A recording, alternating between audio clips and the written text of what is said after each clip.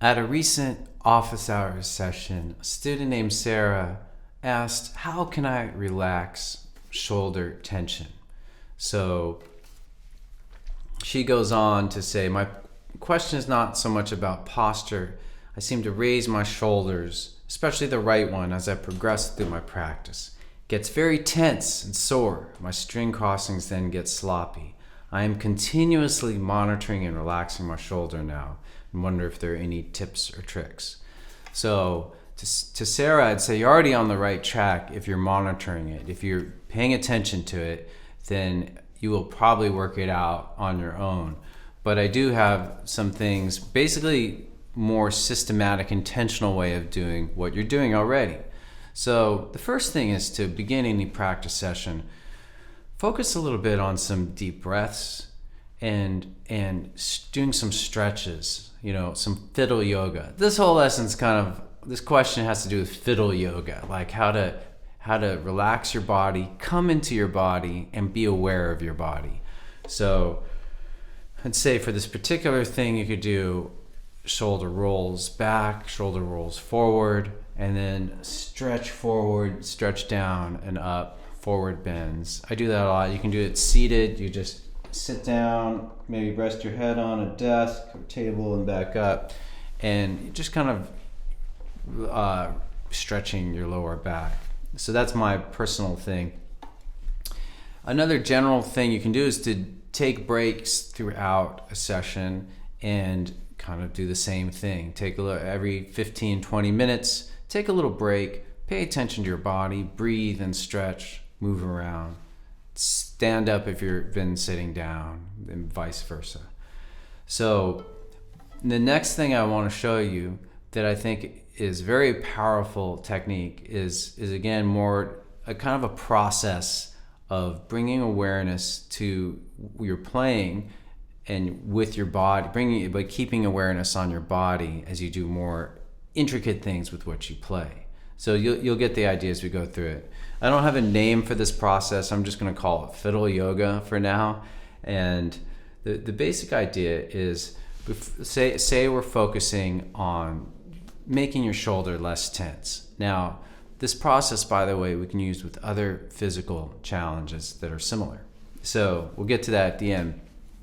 So you start by having your fiddle, setting down your fiddle, and seeing how relaxed your shoulders can be. Can I just have them very just calm, no tension? Notice if there's any tension. No tension? Okay, good. Next step, hold the instrument as if you're about to play. Can you still notice no tension there? If so, good.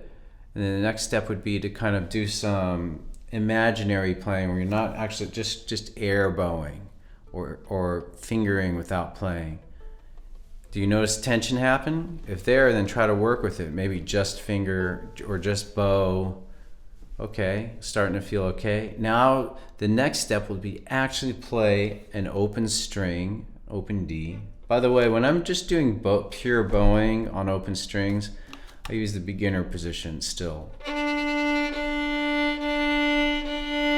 So then work with it there. If you start to notice the tension happen, stop playing, maybe roll the shoulder, do it again. And then once you establish that you can keep your awareness on your shoulder as you play, then the next step would be to do a simple interval, which is 2 notes. So I'll maybe open to first finger on D. And the same thing, if you notice shoulder tension happen, pause, roll it, do an open string, and then back to the more complex thing. And I'm just going to give you a series of more complex music stuff, and at each step you just keep paying attention to your shoulder. So we can do a scale next. Try to be very easeful with it. And if you can get to the point where you don't have any shoulder tension, you're still paying attention to it, then do a little tune chunk. Just keep doing it until you have no shoulder tension. And again, going backwards, if you do notice all shoulder tension you can't get rid of, finally ending with the whole song. So a big part of this practice is to, at a certain point, after a couple minutes of doing more complex things, is to let it go. Do something else. Go work on some other thing you've been working on, or play some tune you love, and then come back to it and come back to paying attention to your shoulder, paying attention to the body again. And the reason I say let it go is that there's a lot to remember when you're learning. There's a lot, the left hand, the right hand, what the music is doing, maybe your reading sheet music, it's just a lot going on. And so give your brain a break for a little bit, but then return to this kind of challenge or problem later. There's a word for this, interleaving. And so you can use, which is a whole other lesson and strategy on its own, but using interleaving to some practice thing or some challenge, interleave it throughout a session and then throughout your practice and then reviewing it. Okay, so the last note I wanted to give you on this is that this can be practiced with this process, the fiddle yoga process, let's call it, can be practiced with any physical challenge. So some people may not breathe when they play. Just kind of stop breathing, or the breathing's really tight, their stomach's really tight. So you do all those steps and you keep your attention on your breath and on your diaphragm. Another thing that people do is they do the death grip with their left hand. And so you would start by just doing a single note there.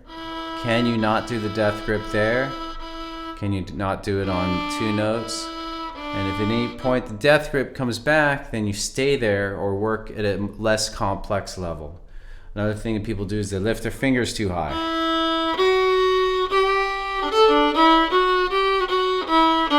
All right, and I have some bad habits like that I still do too. I kind of pull my 4th finger back, and I'm actually trying to correct that now. Like, I've had habits that I've had for years and years that I still need to pay attention to, and this process can work for that too. So anyway, I hope that you can try out the fiddle yoga process. Let me know if it works. Let me know if there's any particular physical challenge I did not mention that you found it to be useful for. And thanks for watching. Okay, see ya.